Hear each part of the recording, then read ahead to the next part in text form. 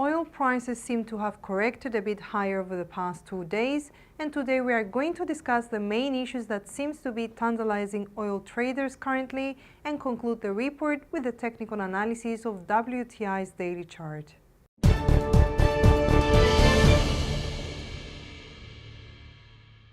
The data in the US oil market tend to imply the presence of a relative slack as the rise in the number of active oil rigs was halted, suggesting some hesitation in the demand side of the US oil market.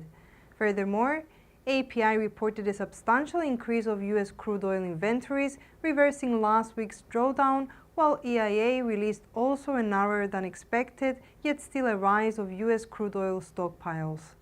All indicators tend to align in pointing out that aggregated demand in the US oil market was not able to catch up with production levels, and should such signals intensify in the coming week, we may see them having a bearish effect on oil prices. It seems that the US-led trade wars are about to clip the international oil demand outlook, or at least that's what the International Energy Agency is saying in its oil market report for March 2025. IEA also seems pessimistic for oil demand stemming from China, as in an article published by the agency, it sees Chinese demand reaching a plateau. Overall, further signs of an easing demand side for the international oil market could continue weighing on oil prices. Thus, we highlight the US trade wars as a key determinant of oil prices. We adopt the notion that the trade wars could decrease economic activity and thus ease oil demand. Any signs of escalating trading tensions or easing of growth in the global economy could weigh on black gold's price on a fundamental level.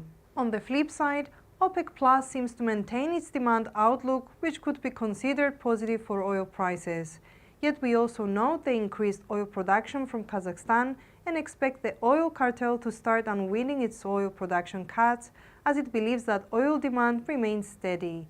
Further signals of increased oil production by OPEC members could weigh on oil prices, as they would ease the strain of oil supply chains by increasing oil supply. Overall, we see the case for fundamentals to maintain their negative effect on oil prices in the coming week. WTI's price was positioned just below the 66.80 support line for most of the day since our last report, yet yesterday broke above it and turned it back to a support line. Despite the correction higher, which was somewhat expected given the flirtation of the price action with lower Bollinger Band, we tend to maintain our bearish outlook for the commodities price as long as the downwards trend line guiding it since the 16th of January remains intact. Should the bears maintain control over the commodities price, we may see its price action breaking the 66.80 clearly and use it as a resistance line to attack the 61.65 support level. Should the bulls take over, we may see WTI's price extending their correction higher to initially break the pre-mentioned downwards trend line in a first signal that a downwards motion has been interrupted, and continue to aim, if not breach, the 72.20 resistance line, with the next possible target for the bulls being the 75.65 resistance level. Those were the top financial stories for this hour. From all of us here at IronFX, we wish you a solid trading.